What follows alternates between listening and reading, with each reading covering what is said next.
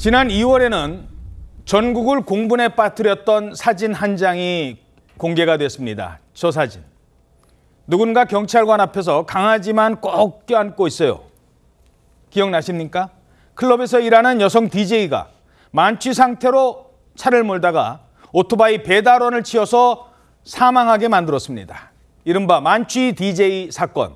사고 직후에 가해 여성은 지금 사람이 죽었는데도 강아지만 끌어안고 있는 모습이 공개되면서 더 큰 공분을 사게 됐던 사건. 오늘 재판 열렸습니다. 오늘 항소심 선고가 있었다고요? 네, 항소심 재판부는 조금 전에 선고 결과를 냈는데요. 위험운전치사 또 도주치상 등의 혐의로 구속 기소된 이 안모 씨에게 징역 8년을 선고했습니다. 징역 8년은 1심 선고보다 감형이 된 겁니다. 지난 7월에 1심에서 재판부는요, 징역 10년형을 선고를 했고요. 선고 다음 날 안 씨 측은 판결에 불복해서 항소장을 제출했고 또 15년형을 구형했던 검찰도 중한 처벌이 필요하다며 역시 항소를 했던 바 있습니다. 이 항소심 재판부는 오늘 감형 이유에 대해서 이 피해자와 추가 합의한 점 등을 고려해서 1심형은 다소 무겁다고 판단했다고 밝혔습니다.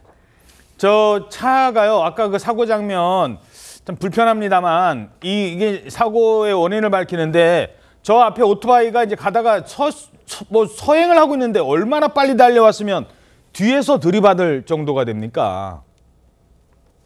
자, 피해자보다도 강아지를 먼저 챙겼다는 가해 운전자. 차량 속도는 시속 100km가 넘었습니다. 목격자 얘기 들어보시죠. 한 100m 정도까지 차 올라오는 걸 봤는데 무슨 속도로 오는 것 같더라고요. 저 쓰러진 사람한테는 가보지도 안 하고 개만 안고 있고. 자, 그래서 재판이 열렸습니다. 그런데 재판 도중에 DJ 안 씨가 밝힌 입장도 글쎄 이런 반응을 나오는 말들이 많았어요. 첫 번째, 판사님 모든 걸 포기하겠습니다. 이런 얘기를 했거든요. 뭘 포기하겠다는 거였죠? 포기한다는 것은 사실상 누리고 있는 권리를 포기한다는 뜻이어서 지금 이 DJ의 변명이 변소가 좀 어색하다는 느낌을 주는데요. 지금 본인이 포기를 하겠다는 것이 술, 꿈, 직업을 다 포기하겠다 이렇게 얘기를 했습니다. 지난달 항소심 결심 공판에서요. DJ 안 씨 측은 업계 관계자들 만나는 자리에서 술을 과하게 마셨고 본인이 술을 마시고 운전한다는 사실조차도 기억하지 못하고 있었다. 알코올 중독 치료를 해야 된다는 사실을 심각하게 받아들이고 있다라고 하면서 앞으로 술도 끊고 꿈이었던 DJ도 포기하고 성실하게 살겠다 이렇게 얘기를 했거든요. 그리고 최우진 술에서도 평생 숙제하는 마음으로 살겠다 이렇게 얘기를 했는데 지금 피해자는 목숨을 잃었습니다. 본인이 꿈을 포기하는 것이 마치 대단한 양형의 이유인 것처럼 얘기를 하는 것처럼 들려서 편치만은 않습니다. 피해자는 목숨을 잃었습니다. 유족은 사랑하는 남편, 아빠를 잃었습니다.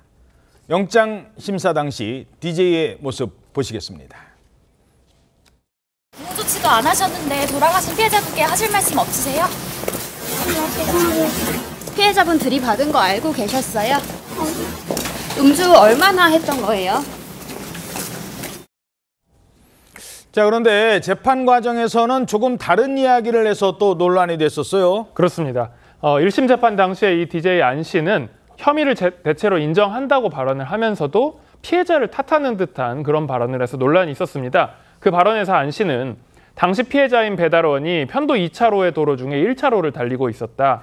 그런데 도로교통법상 오토바이는 1차로로 다닐 수 없게 돼 있기 때문에 만약에 피해자가 법을 준수했다면 사고가 발생하지 않았을 수도 있다라고 주장했고요. 게다가 피해자가 깜빡이를 켜는 등 조금 더 주의를 기울였다면 사고를 방지할 수 있었을 것이라는 말도 했습니다. 그러니까 사고 원인이 피해자 쪽에 법의를 지키지 않은 데 있다라는 취지로 발언을 한 건데요. 그래서 유족을 2번 울리는 발언이라는 비판이 아주 거세게 일었습니다. 예, 그런가 하면 무슨 본인의 천재적 재능을 봐서 용서해 주세요 이런 얘기까지 했습니다. 화가 나는 장면, 아까 그 사진 다시 한번 좀 볼까요? 아니 대체 왜 저러고 있었을까? 아니 지금 사람이 쓰러져서 죽었는데 여기에 대해서는 뭐 좀 해명한 게 있습니까? 네, 옥중에서 한 매체에 편지를 보내서 입장을 밝히면서 이 상황에 대해서 설명을 했는데요.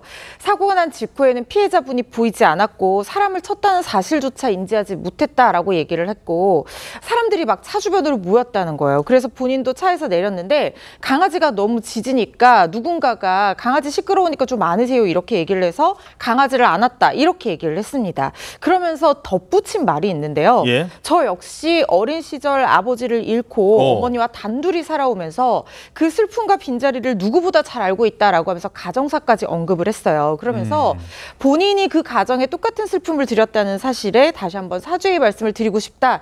이렇게 사과 입장을 밝혔었습니다. 아버지를 잃었다. 아버지의 빈자리를 안다. 이제 사과문에 이런 말까지 있으니까 아이고 이분도 아픈 상처가 있구나라고 생각을 했어요. 그런데 그것도 거짓말이었다고요? 그 이제 피해자 가정이 아버지를 글자 그대로 잃은 거잖아요. 아버지가 돌아가신 거잖아요. 예. 그것과 관련해서 저도 아버지를 잃었습니다.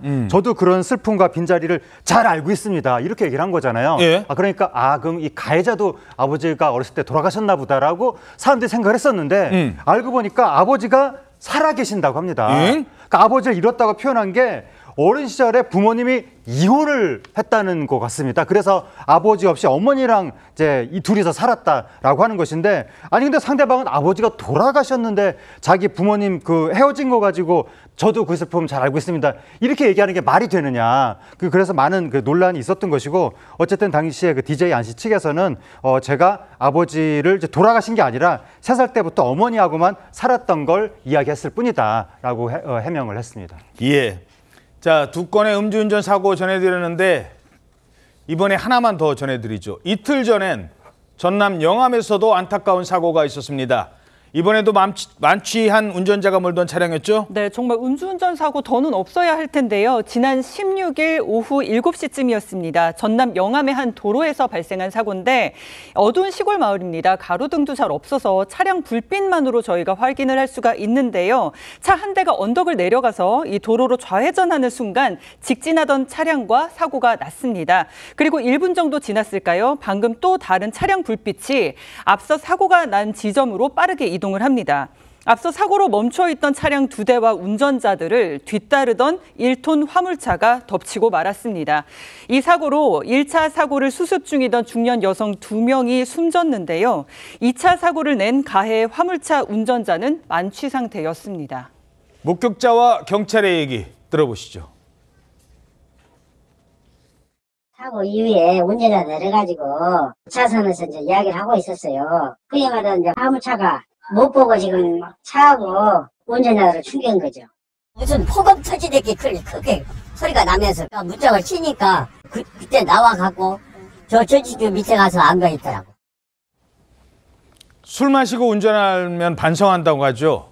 진짜 반성하는 사람들 물론 많겠습니다만 못하는 사람도 많아요. 음주운전 이번이 처음이 아니라고요? 예, 그렇습니다. 사고 현장에는요 50m가 넘게 타이어 자국이 남아있고 도로 표지판이 뽑히거나 쓰러질 정도로 굉장히 큰 사고였는데 이 화물차 운전자는 음주운전 사고 경력 이력이 처음이 아닌 것으로 알려졌습니다. 과거에도 음주운전으로 처벌받은 전력이 있다고 하는데 위험운전치사죄와 도로교통법 위반 혐의로 재판에 넘겨질 예정입니다.